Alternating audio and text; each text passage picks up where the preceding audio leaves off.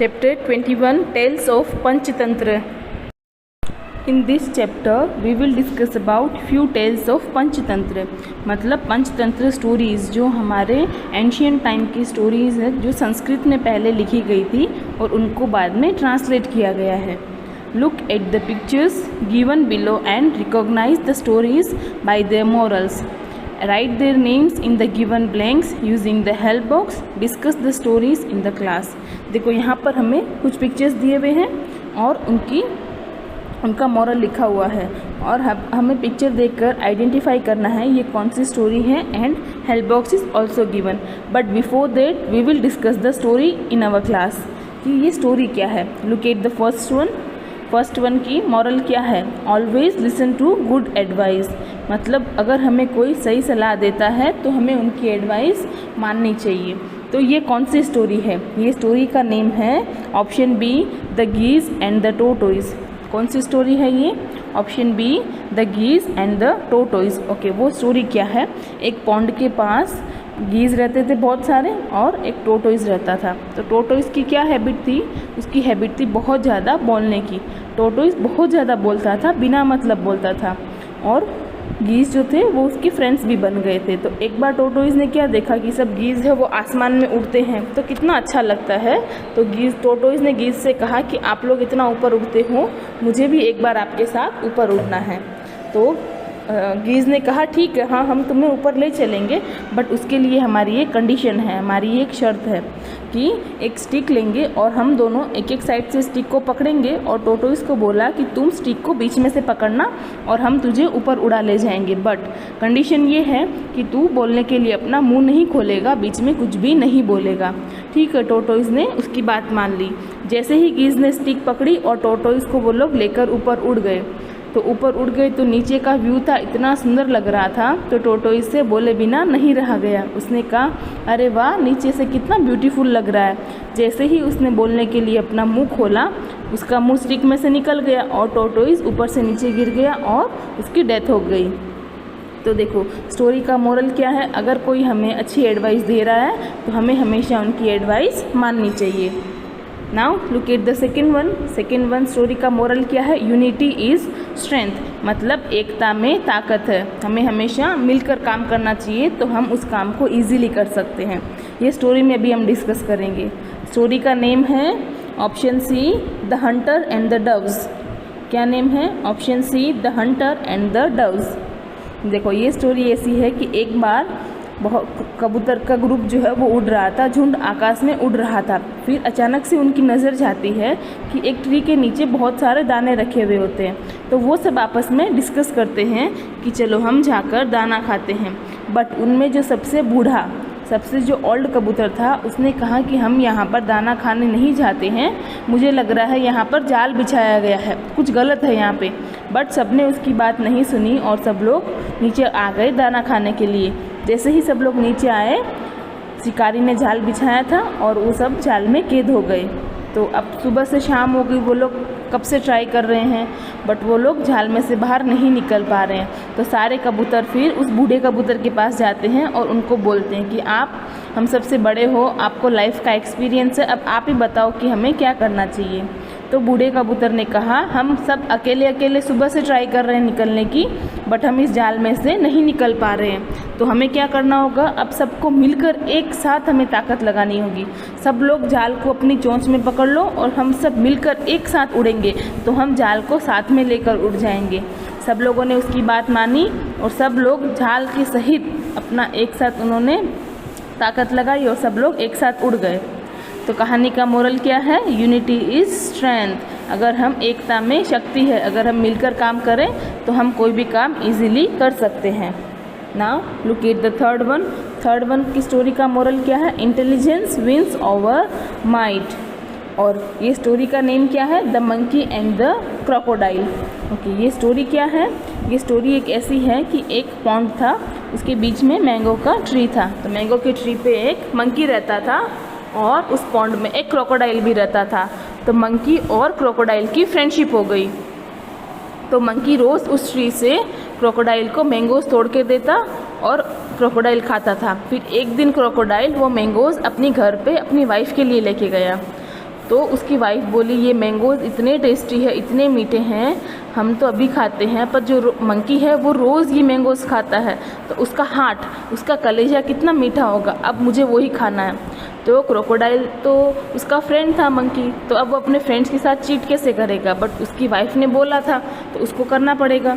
तो next day जब crocodile monkey के पास गया तो उसने बोला कि मेरी वाइफ ने तुम्हें घर पे लंच के लिए इनवाइट किया है, तुम मेरे साथ घर पे चलना। तो मंकी बोला मुझे तो स्विमिंग करना नहीं आता है। तो क्रोकोडाइल बोला कि तुम मेरी पीठ के ऊपर बैठ जाना और मैं तुम्हें ले चलूँगा। ठीक है, नेक्स्ट डे मंकी क्रोकोडाइल की पीठ के ऊपर बैठ के वो दोनों जा रहे थे, तो बीच में ही क्रोकोडाइल बोल गया कि मेरी वाइफ ने ऐसा बोला है कि हम ये जो मंकी है वो रोज़ ये इतने स्वीट मैंगोज़ खाता है, तो उसका कलेजा कितना मीठा होगा, तो मेरी वाइफ को तुम्हारा कलेजा खाना है। तो मंकी तो बुद्धिमान था, वो इंटेलिजेंट था, उसने कहा अरे दोस्त इतनी सी बात पहले बोलना चाहिए ना, मैं मेरा कलेजा मेरे ट्री के ऊपर ही भूल गया हूँ, मेरा हार्ट, हमारा हार्ट तो हमारे बॉडी के अंदर होता है ना, बट मंकी बुद्धिशाली था इसलिए उसने ऐसा बोला। तो क्रोकोडाइल ने बोला कोई बात नहीं, चलो वापस हम ट्री के पास चलते हैं। तो जैसे ही क्रोकोडाइल मंकी को ट्री के पास लेके गया, मंकी जंप करके अपने ट्री के ऊपर बैठ गया और उसको बोला कि तुमने अच्छी दोस्ती निभाई, मेरे साथ ही चीटिंग करने चले थे, फ्रेंड माना था ना मैंने तुम्हें, और तुमने मेरे साथ ऐसे किया। और उसने बोला कि कलेजा तो हमारे बॉडी के अंदर ही होता है, तुमने मुझे बेवकूफ़ बनाया पर मैं बेवकूफ़ नहीं बन पाया। स्टोरी का मोरल क्या है, इंटेलिजेंस विंस ओवर माइट, मतलब बुद्धिमान व्यक्ति है वो कोई भी सिचुएशन में सॉल्यूशन ढूंढ लेता है, वो पागल नहीं बनता है, बुद्धू नहीं बनता है। Okay, now look eight quiz time. Right the morals of the following Panchatantra stories. Again 2 stories दिया हुए हैं और उनके हमें नेम दे दिए हैं, यहाँ पर हमें उसकी मोरल लिखने हैं। First one is the swan and the owl, तो उसका मॉरल है pride leads to disaster. Second one story का नेम है the heron and the crab, और उसका मॉरल है ग्रीड इज़ हार्मफुल। तो ये आपका होमवर्क होगा कि क्विज टाइम में जो 2 स्टोरीज दी हैं उनकी स्टोरी आपको फाइंड आउट करके आनी है। Now look eight amazing fact, the Panchatantra tales have been translated into more than 50 languages of the world. ये पंचतंत्र जो स्टोरीज़ है ये कितनी लैंग्वेजेस में ट्रांसलेट की गई है, मोर देन 50 लैंग्वेजेस में। ठीक है, ताकि बाकी के अदर दूसरे देश के लोग हैं वो भी स्टोरीज़ पढ़ सकें और उसमें से वो लोग खुद सीख सकें। Chapter 22 famous Indian sports person. In this chapter we will discuss about famous Indian sports person.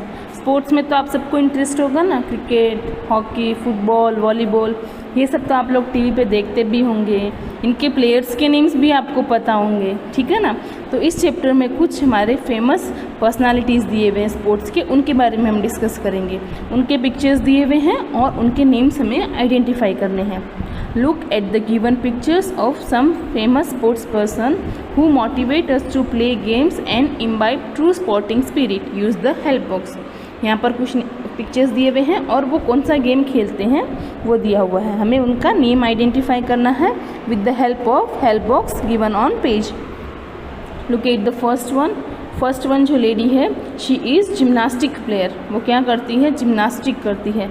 Gymnastic करने के लिए हमें हमारा फिज़िकल बैलेंस मेंटेन करना होता है और हमारे अंदर, हमारे बॉडी के अंदर इतनी फ्लेक्सिबिलिटी होनी चाहिए कि हम जिम्नास्टिक कर सकें।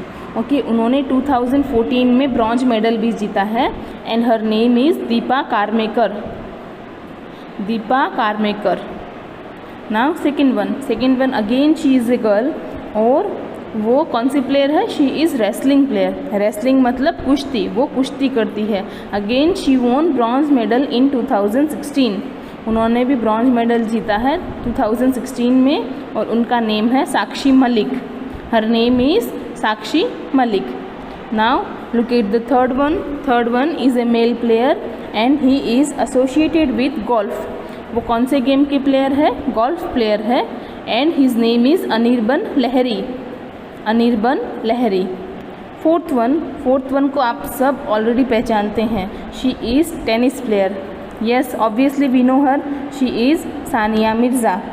उनका नेम है Sania Mirza, she is tennis player. Now look at the last one, fifth picture, she is badminton player. Again we know her, she is PV Sindhu. Badminton player PV Sindhu, she got gold medal in 2019। Okay, now look at the amazing fact. Deepa Karmakar was just 6 years old when she started as a gymnast. Dipa Karmakar है वो जब 6 साल की थी तभी से उन्होंने gymnastic करना स्टार्ट कर दिया था। उसके बाद ही हमारे बॉडी में इतनी फ्लेक्सिबिलिटी आती है, अदरवाइज़ हमारा बॉडी इतना इजीली मूव नहीं हो पाता है जिम्नास्टिक के लिए। Now look at the quiz time, tick the correct answers. First one, which of these is a long distance runner. ये जो ऑप्शंस दिए गए हैं उसमें से लॉन्ग डिस्टेंस रनर कौन है? So answer is option B, Lalita Babar. Lalita Babar. Second question, who is a shooter. नीचे जो 3 ऑप्शंस दिए हैं उसमें से शूटर कौन है? Option A, Abhinav Bindra. Abhinav Bindra is a great shooter. Now third one, Narsingh Yadav is associated with. Narsingh Yadav है वो कौन से गेम के प्लेयर हैं? तो उसका आंसर है अगेन रेसलिंग। रेसलिंग के हमने 2 प्लेयर्स के बारे में देखा, one is Sakshi Malik and another one is Narsingh Yadav. Again he is associated with wrestling. Now real life, playing games help us to make friends and enjoy ourselves. Play games and stay healthy. अगर हम games खेलते हैं तो हमारे friends भी बनते हैं और हम एंजॉय भी करते हैं। गेम्स खेलना चाहिए ताकि उससे हमारे बॉडी की फ़िज़िकल एक्सरसाइज होती है जिससे हम हेल्दी रह सकते हैं।